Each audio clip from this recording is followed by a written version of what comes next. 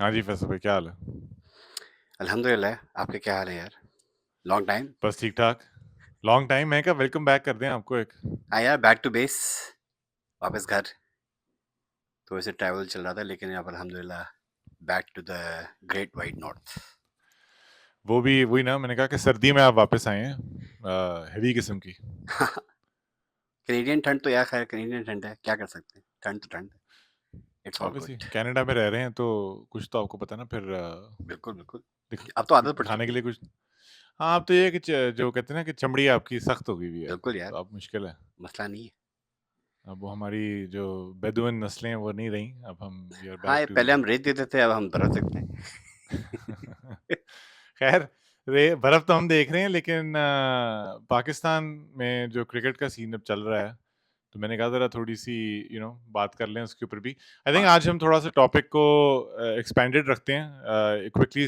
We can talk about जो आपकी West Indies की सीरीज हुई है, हम्म। जो एक बहुत हैवी किस्म की मज़ेदारी सीरीज थी वैसे वो, और उसके बाद फिर आई गेस चैंपियंस ट्रॉफी पे थोड़ा बहुत कमेंट कर लेते हैं। और जनरली उसी पे स्क्वाड पे बात करते हैं और फिर ये है कि ख़त्म करते हैं उसके ऊपर जो हमारे ये जो थोड़ा बहुत रफड़ भी चल रहे हैं जो हमेशा क्रिकेट के साथ पॉलिटिक्स तो हाँ हाँ। जुड़ी होती है, या स्पेशली पाकिस्तान का और इंडिया का उसमें ताल्लुक हो। तो चलिए खैर शुरू करते हैं वेस्ट इंडीज़ की सीरीज़ पे। तो मैं आपको बता देता हूँ कि जी हमारे साथ करना आके बॉल उधर था, तो हमारे साथ किसी किस्म का बॉल हो गया है। मुझे ये नहीं पता कि वो अब क्या उसको हम कहें कि what ball this was, but कि यार आपका मतलब मेरे ख्याल से ये है कि बैटिंग ने बहुत डिसअपॉइंट किया, बिकॉज़ स्पिनर्स ने तो चलो आपको जो देना था उन्होंने दे दिया। पिचेज़ तो आपने एक स्ट्रैटेजिक हिसाब से बनाई कि अच्छा यार दूसरों को स्पिन नहीं खेलनी आती, तो स्पिन पे फँसा दो। अ, लेकिन क्या आपको लग रहा था कि आप सारे टॉस जीत जाओगे तो आपके पास पहले बैटिंग आएगी, फर्स्ट यूज़ आ जाएगा? तो क्या उसी पे चल रहे थे कि कुदरत का निज़ाम सोच रहे थे कि वो आएगा बीच में कि टॉस जो है वो हवा में, ये कहेगा हेड्स, तो वो हवा में ही हेड्स हो जाएगा टेल के बजाय? कोई इस तरह का चक्कर था कि कोई एज़ यूजुअल पाकिस्तान क्रिकेट ने दिखाया है कि हम मुसीबत से नहीं निकलेंगे? जो तुमने जो बात की है ना कि सामने वाली टीम को बैटिंग नहीं आती स्पिनिंग पिचेस पे, तो हम स्पिनिंग पिचेस बनाते हैं, लेकिन हमें ये पता चला कि हमें भी बैटिंग नहीं आती। हाँ, सही बात है। स्पिनिंग पिचेस पे मेरा तो यार बहुत अरसे से ये बात चल रही है। इवन जब उन्होंने इंग्लैंड के खिलाफ ये किया था और फिर बाद में इन्होंने वो बस पैंतरा अपना लिया कि यार यही है हमारी स्ट्रैटेजी आगे बढ़ने से। और तुम्हारी और मेरी इस बात पे पहले भी, इस टॉपिक पे पहले भी बात हो चुकी है कि ये तब तक ठीक है जब तक आपकी टीम जो है ना उस स्ट्रैटेजी को सपोर्ट कर सकती है। आपके करंट बैटिंग लाइनअप में कोई ऐसा बंदा नहीं है जो स्पिन खेल सकता है, सिवाय साउथ शकील के, जो आई गेस थोड़ा हैंडल कर लेता है। कोई भी बैट्समैन कंफर्टेबल नहीं है। बाबर की तो क्रिप्टोनाइट ही स्पिन है, उसका तो करियर खत्म होने वाला है बेसिकली। रिजवान स्पिन के खिलाफ वीक है। आपके पास कोई ओपनर नहीं है जो स्पिन खेल सकता है। शान मुसू के पास एक ही तरीका है उसको बाहर खेलने का कि या तो आप बिल्कुल टिप टिप करो या फिर बाहर निकल के शॉट खेलो। अ, तो अगर तो यही चलता रहा तो यही होगा जो हमारे सामने हुआ है। आपकी टीम की बैटिंग भी कैपेबल नहीं है कि वो उस तरह की पिचेस पे और उस तरह की, और ये तो यार हम ये भी नहीं कहेंगे कि वर्ल्ड क्लास स्पिनर सामने आए हुए थे। वो बंदा आके 7 विकेट लेके चला गया एक इनिंग में। बेस्ट नहीं विकेट्स लेकिन फॉर वेस्ट इतना इंडियन इन वेस्ट इन पाकिस्तान। लेकिन इतनी वीक बैटिंग हो कि मतलब आप मतलब यार थोड़ा-सा तो आप स्कोर करते, मतलब कुछ तो और आप पैचेज़ में आपकी विकेटें भी गिर रही हैं, और दूसरा मुझे ये लगा था कि किसी को ना प्लान नहीं था किसी का कि मैंने कैसे टैकल करनी है। उन्होंने बेहतर, क्योंकि पहले से वो उन्होंने एडजस्ट कर लिया ना। पहले मैच में तो चलो ठीक है, उनको बिल्कुल समझ नहीं आई, टॉस भी हम जीत गए, तो ये मैच ले गए।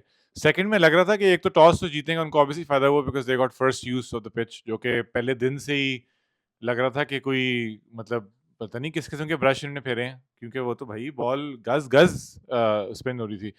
बट फिर भी ये है कि यार आप घर में खेल रहे हो, आपको पता है कि कि इधर कैसे खेलना चाहिए इवन अगर स्पिन हो भी रही हो। लेकिन फिर शान मसूद कहता है कि भाई हमें तो इस तरह की पिचेज़ बनानी चाहिए।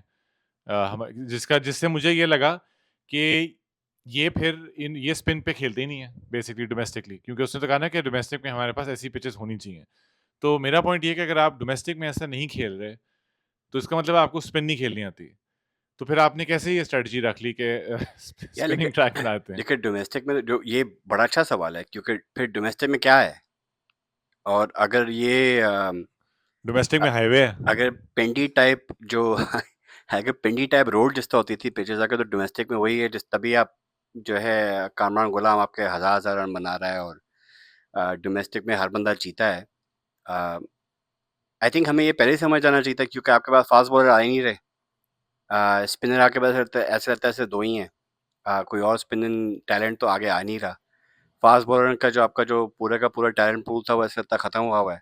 और बैट्समैन आपके पास आ रहे हैं पिछले कुछ सालों में जहाँ पे हम पाकिस्तान के साथ ये रिलेट नहीं करते कि कोई बैट्समैन आएगा जो बस धड़ाधड़ रन बनाता रहेगा। तो आई गेस बहुत अरसे से ये चल रहा है, हमने कभी नोटिस ही नहीं किया और अब एकदम से जब स्पिनिंग ट्रैक्स आए हैं तो दूध का दूध पानी का पानी हो गया।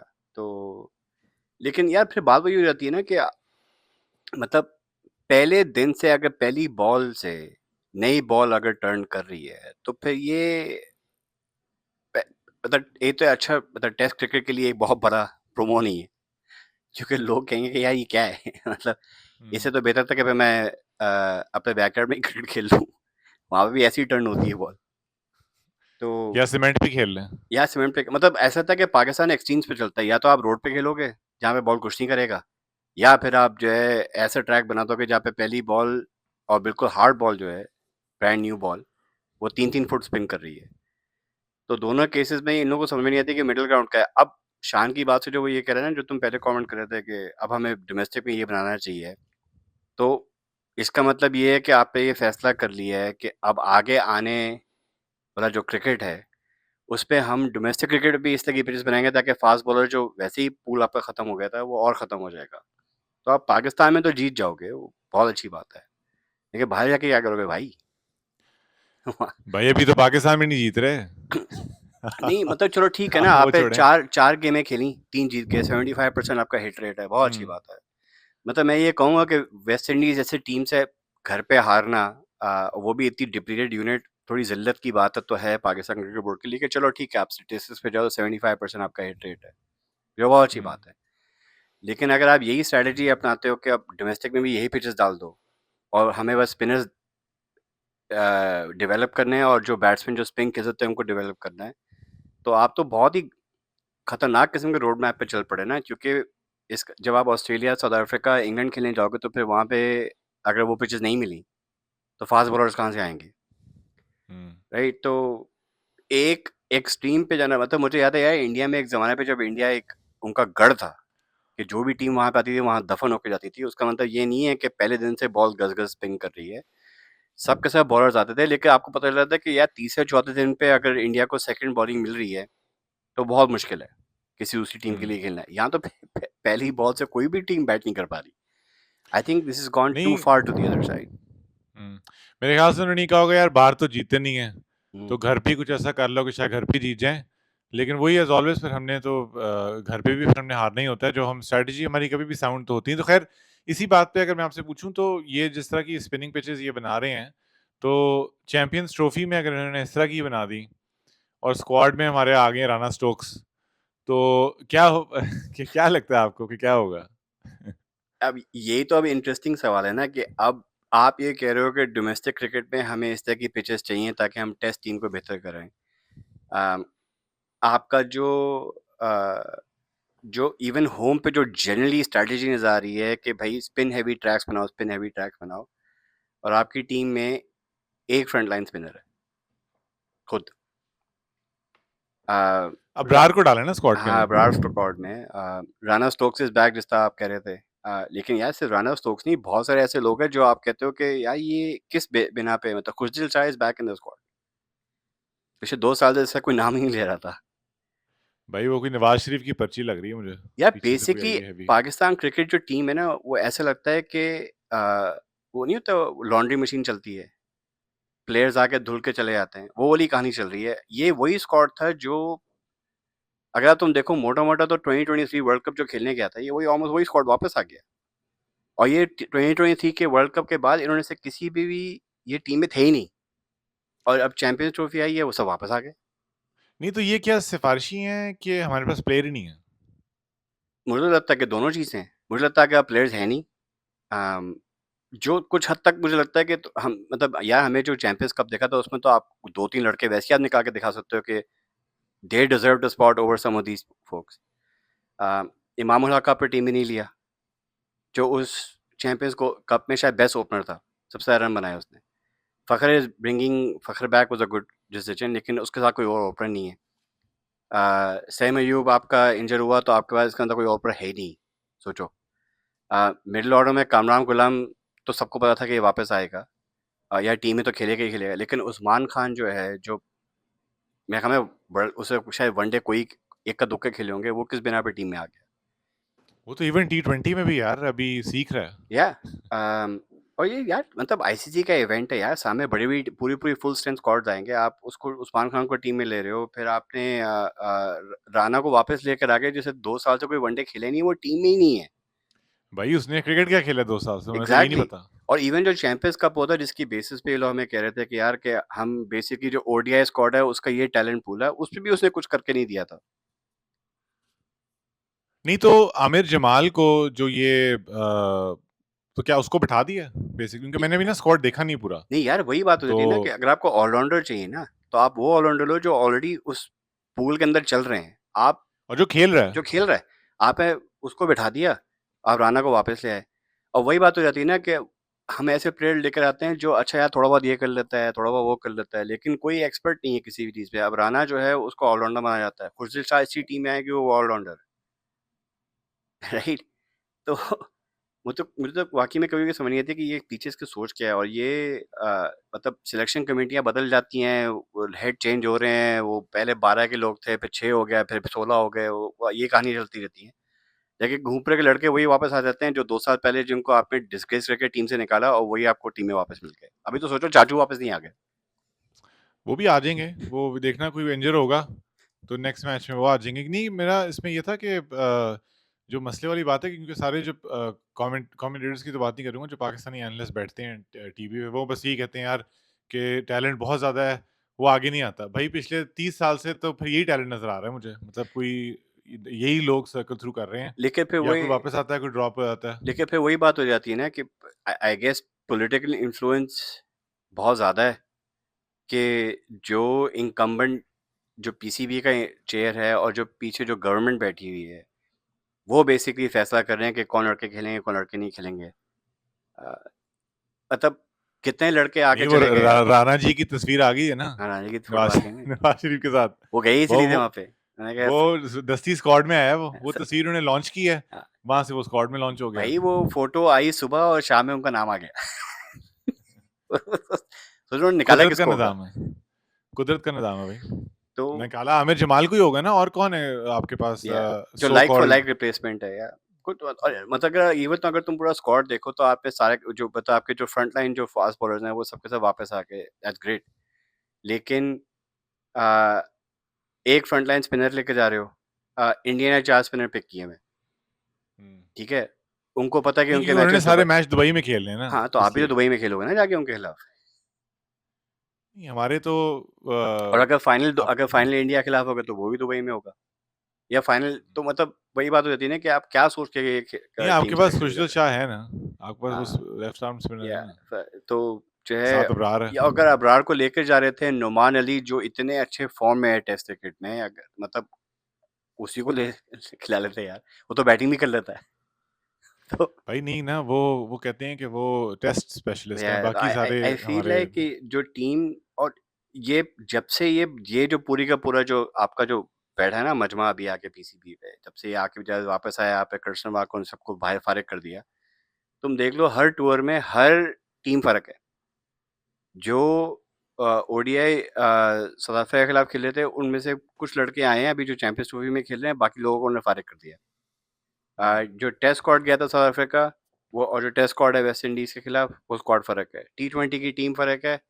तो मतलब हर टूर में आप लड़के चेंज किए जा रहे हो, तो फिर कोई एक कंसिस्टेंसी नहीं है, और किसी को अच्छा लंबा रन नहीं मिल रहा।